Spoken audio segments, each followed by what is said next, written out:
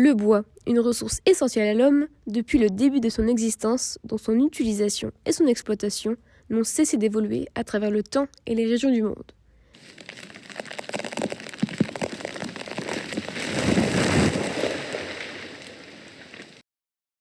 Par le biais de films et documentaires, nous nous sommes penchés sur ce sujet afin de le commenter. Vous allez voir que le bois et son extractivisme ont beaucoup à nous apprendre. Si l'on reprend du début, avec une simple définition, le bois c'est d'abord un matériau naturel d'origine végétale issu des forêts. Ce matériau permet, parmi ses nombreuses destinations, de fabriquer des outils, construire des abris ou encore produire du papier.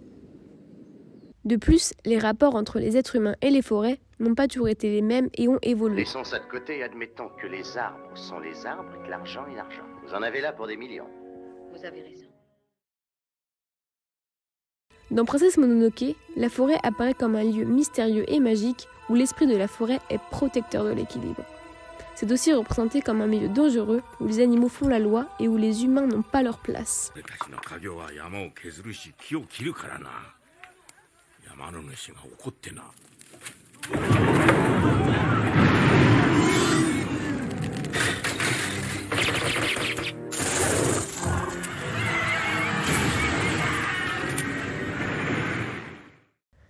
On peut aussi l'observer dans Peuple Loup, où ici ce sont les loups qui protègent les bois et font peur aux hommes.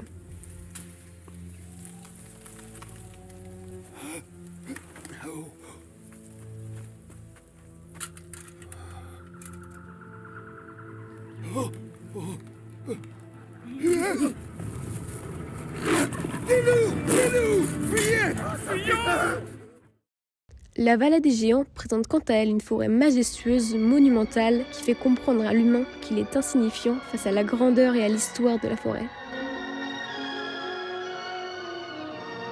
Les plus grandes et les plus vieilles choses vivantes au monde. En les regardant, on se sent tout petit. Non, grand. Parce que c'est moi qui les abattrai.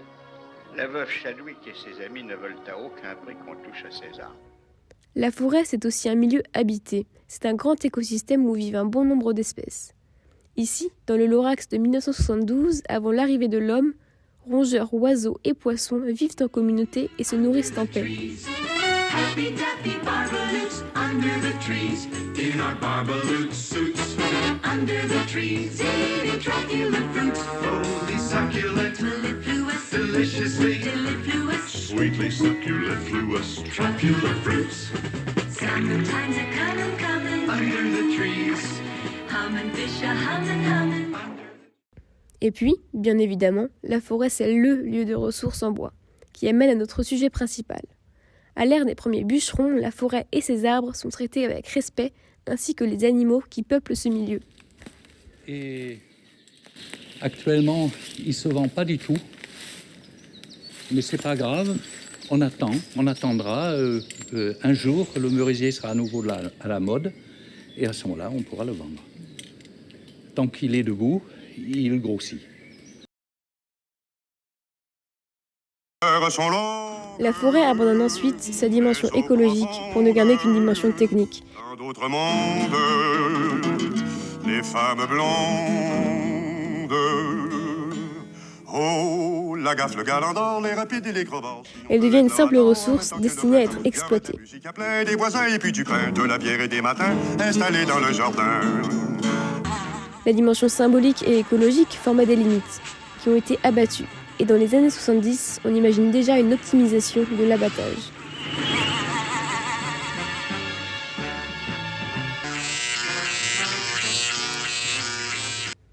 Avec l'industrialisation, le rêve est devenu réalité.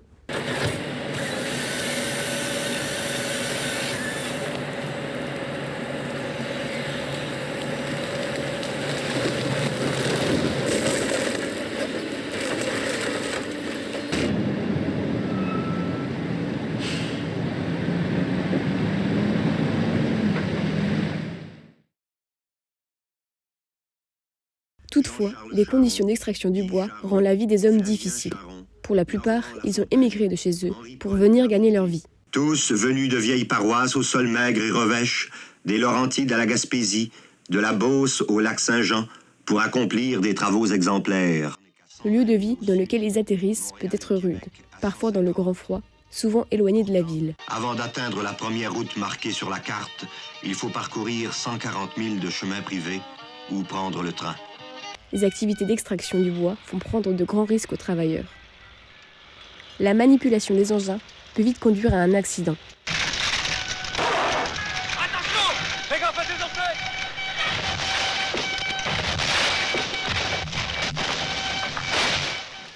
La chute des arbres ne suit pas toujours la trajectoire anticipée et peut heurter un travailleur.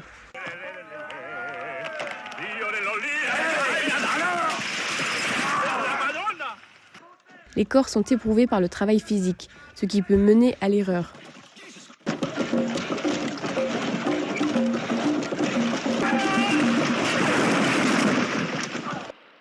Les draveurs, quant à eux, font preuve d'une grande dextérité pour se déplacer en équilibre sur les billots.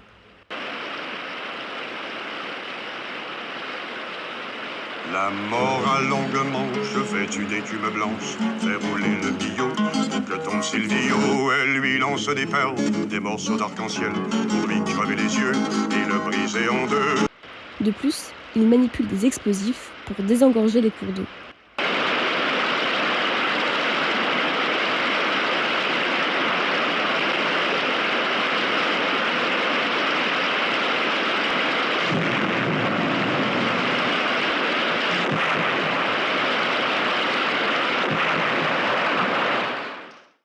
Et quand l'industrialisation facilite les conditions des hommes, c'est alors l'obligation de rendement pour rembourser la machine qui aliène les travailleurs. Il faut dire qu'une machine comme celle-ci, il faut compter 9 000 € à peu près de traite à la fin du mois. Alors forcément, il faut que ça tourne. Il ne faut pas se permettre, parce qu'il pleut, de rester à la maison. Vous faites des grosses journées? Ouais, entre 10 à 12 heures par jour à peu près. Il faut se tenir.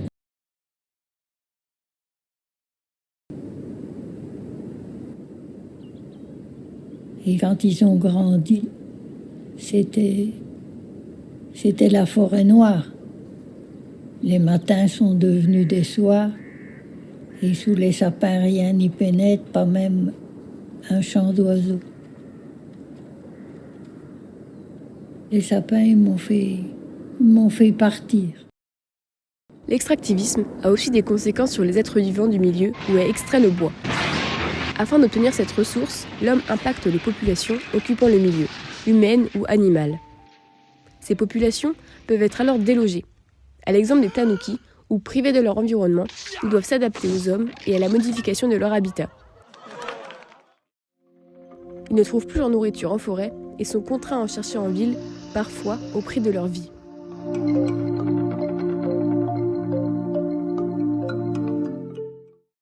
Les populations peuvent être aussi exploitées, comme le montrent les bûcherons de la Manoine. Des autochtones sont déplacés et exploités dans la chaîne de production du bois. Ils deviennent alors pris au piège de ce système et en dépendent.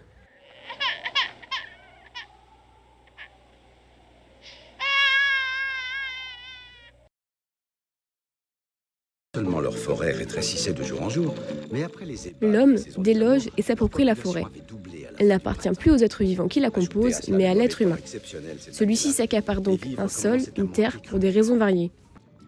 Tenez, monsieur le juge, ceci est pour vous. Ici, par exemple, dans la vallée des Géants, la forêt représente un investissement économique.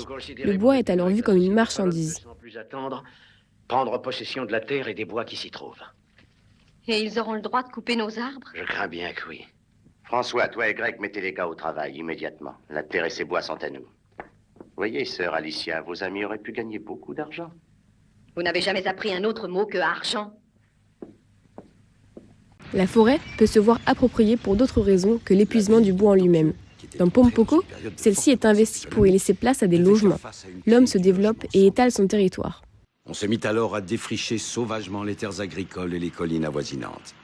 Pour lutter contre cette anarchie et répondre à un besoin pressant d'espace vital, la ville de Tokyo lança en 1967 un projet de développement urbain qu'on appela la Nouvelle Tama. Il s'agissait là d'un projet de développement urbain comme on n'en avait jamais vu. Les raisons sont variées et en étendant son territoire, l'homme se met ainsi en conflit. Manifestement, moi, ces humains-là, je les avais sous-estimés. Jusqu'à aujourd'hui, j'avais toujours pensé qu'ils étaient une espèce animale comme une autre, pas très différente de la nôtre. Mais tous ces événements me firent comprendre qu'ils étaient puissants. Peut-être même plus puissants encore que les divinités, y compris Bouddha. Dans la vallée des géants, le protagoniste ment à la population locale lorsqu'il promet de couper seulement les petits arbres. De cette manière, il s'attire leur faveur, obtient les droits d'exploitation, puis transgresse sa promesse en coupant les majestueux cèdres. Je suis décidé à ne payer aucune de ces terres déclarées gratuites par le gouvernement.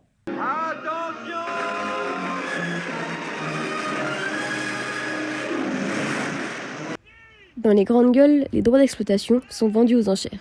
C'est donc en empêchant son adversaire d'être présent à la vente que le protagoniste obtient les droits.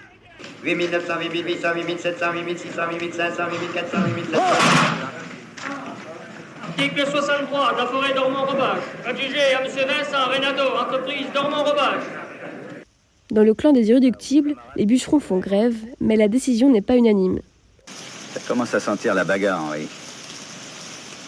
Si vous essayez de nous intimider, il faut être plus explicite. De quel genre de violence vous voulez parler? Pour empêcher les récalcitrants de travailler, le matériel est saboté et le conflit en vient aux mains.